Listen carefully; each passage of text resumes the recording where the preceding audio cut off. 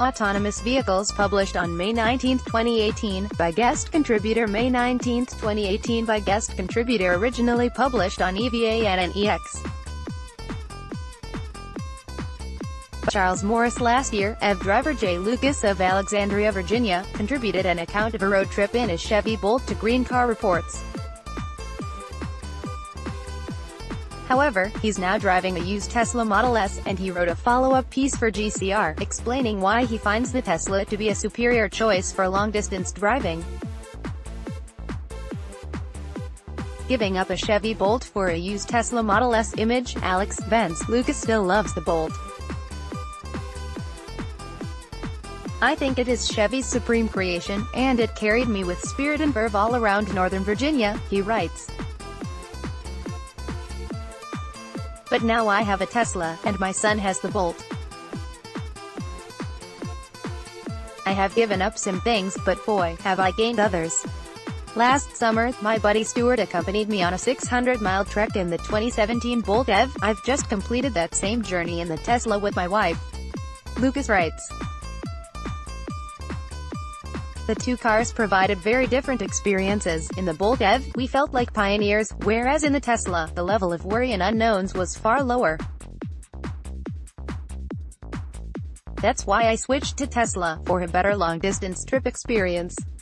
Lucas calls the Bolt a really good car if you're not doing long-distance trips, but listed a number of reasons why he prefers the Tesla for long hauls.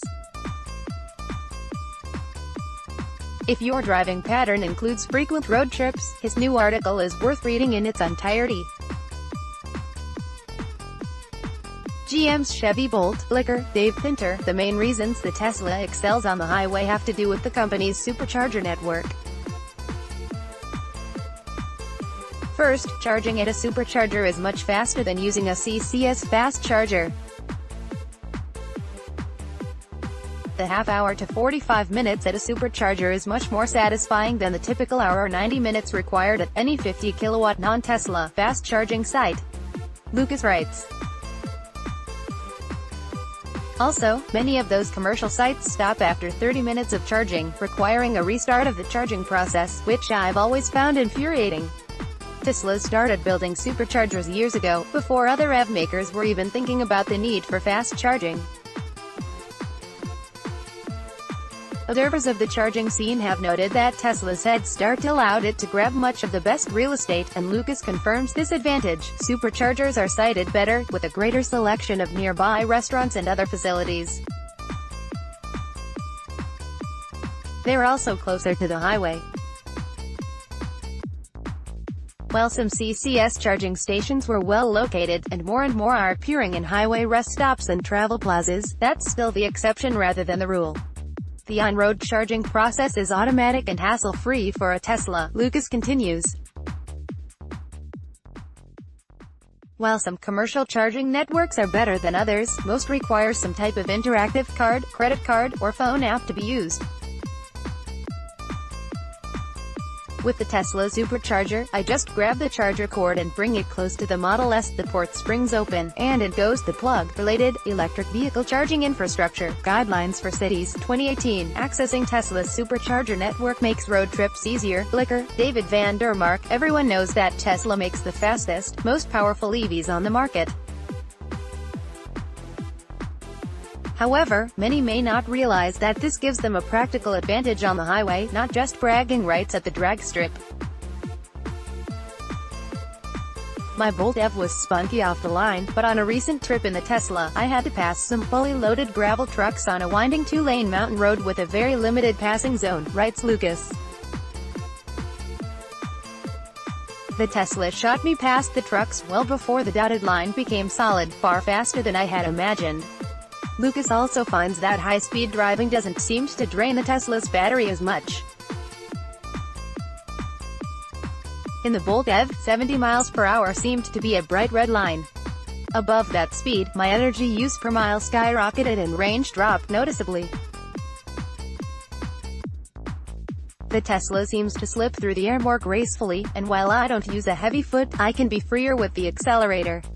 When it comes to the navigation system, Lucas notes that finding a route that includes charging sites is easier in the Tesla, but that the Bolt's nav system is more flexible. Once it decides on a route, it takes heaven and earth, or devious trickery, to change the Tesla's mind. Using Apple CarPlay in the Bolt EV as my navigation system, it also uses Android Auto. I had access to far more information about slowdowns and accidents ahead, and the system would offer to reroute me to save time on the road in a Tesla Model S. Licker, Paul Sabelman. Lucas also praises the Model S's cold weather performance, and Tesla's Live technical support. Overall, his account makes a pretty convincing case for the Californian car. However, all these goodies come at a price. Lucas bought his CPO Model S for around $70,000, original price $100,000. The smaller and less luxurious Bolt EV cost $43,000 brand new, and qualified for the $7,500 federal tax credit. So, you get what you pay for. No news there. The big question we're left with: how does Tesla's more affordable Model 3 measure up on long road trips? Support Clean Technica's work via donations on Patreon or PayPal.